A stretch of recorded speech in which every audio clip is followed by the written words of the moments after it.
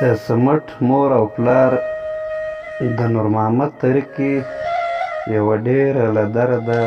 ډکه لنډه کیسه ده، تاسو یې خامخا واورئ.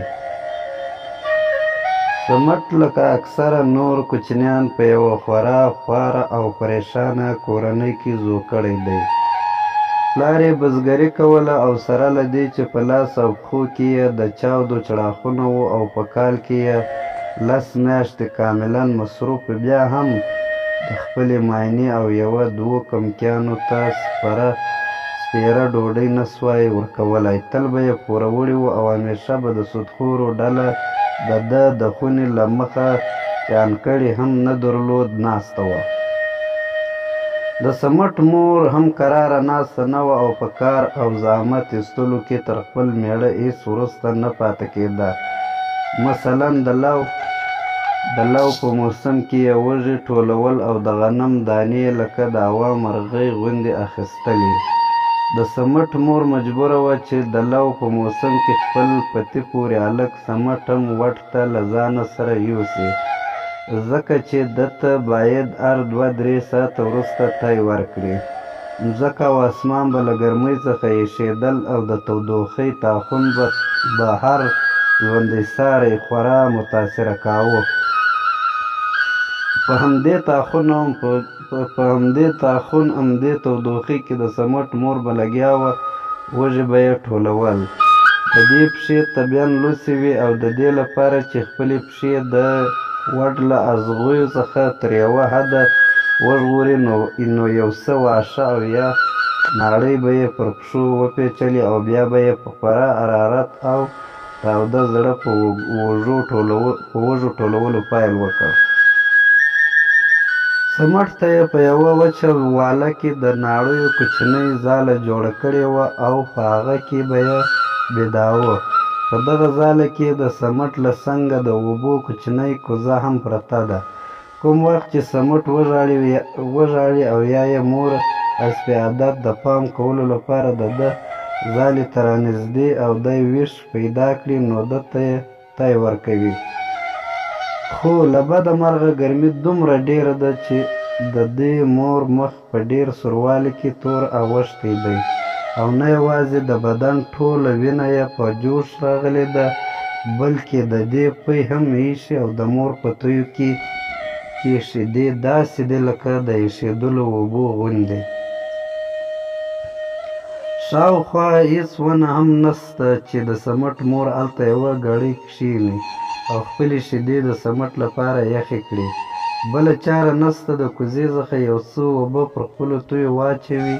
او دا عمل بیا تکراروي تر څو چې شیدې له خپله جوشه کښېني او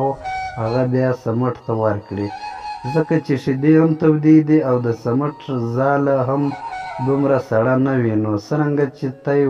وروي هغه یوه ګړۍ وروسته بیرته کای کړي او په دې توګه د خپلې مورکۍ پر زړه بل داغ ولګوي. د سمټ پلار هم کله کله اتفاقاً راسي او د خپلې ماینې او کوچنۍ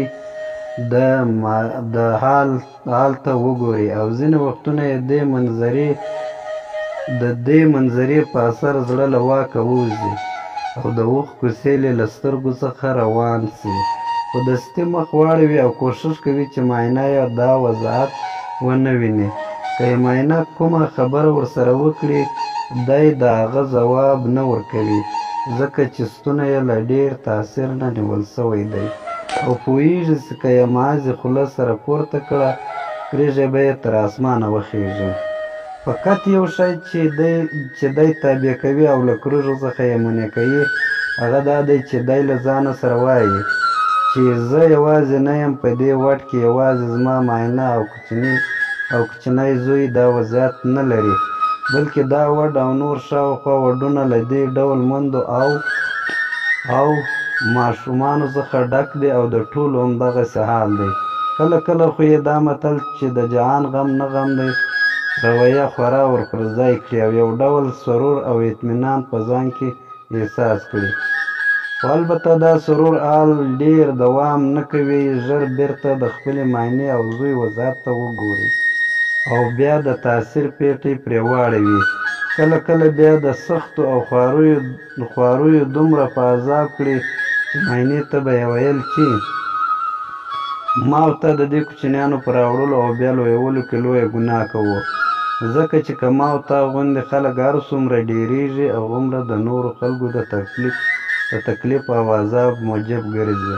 او هم به په خپله دوی په ژوندانه کې ډېر لالهانده او سرګردانه وي. دا کلمې به یې په داسې توګه ادا کولې چې ګویا د ده ښځه باید ده ته نوکی ډاډ ورکړي او د ده د غمونو او چورتونو بار سپک کړي. معاینې به یې ورته ویل چې په دې زه هم نه پوهېږم چې سره له دې چې 10 میاشتې کار کوو او خواري کاږو، خو بیا هم د 6 میاشتو توسره نه سو برابرولی. هېڅکله ما او ته په نس نه یو ماړه سوي او پر خپله ډوډۍ مو ارژی نه دی راختلی، مګر سره له دې ټولو بیا هم باید شکر وکاږو او په خپل وضعیت او ژوند قانع واوسو او ووایو چې خدای مو دې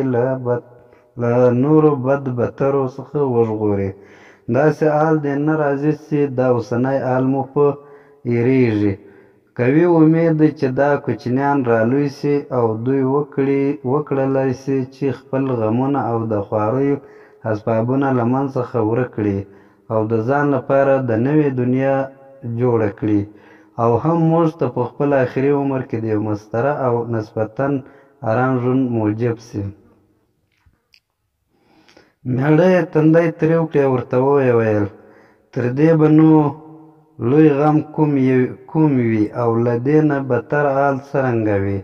ته لیونی سوي یې، زه خو د دې وضعیت تعامل نه لرم په هره توګه چې زه خو د دې حال زغم نه لرم. په هره توګه چې کېږي سږ به له دې دیارو څخه کډه کوو، یو بل ځای ته به ځو چې هلته لږ څه ارام او په نس ماړه شو. د دوی ټول عادات سره له وږو ټولولو 30 منه غنم سول چې په هغه کې 3 منه د ملا زکات، 2 منه د ملک ملکې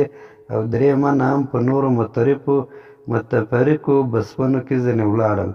بقاعده مانده 22 منه غنم یې په مځکه کې ښخ کړل چې د سودخورو له نظر نه یې وساتي، خو یو بل سودخور چې نفوس یې درلود عرض یې وکړ، عریضه یې پرې وکړه او ځکه چې اصولي سند یې درلود بندي یې کړ. کم وخت چې یې بندیخانې ته بیوی، ښځې د سمټ مور ورته وویل چې دغه دی تر بد بدترې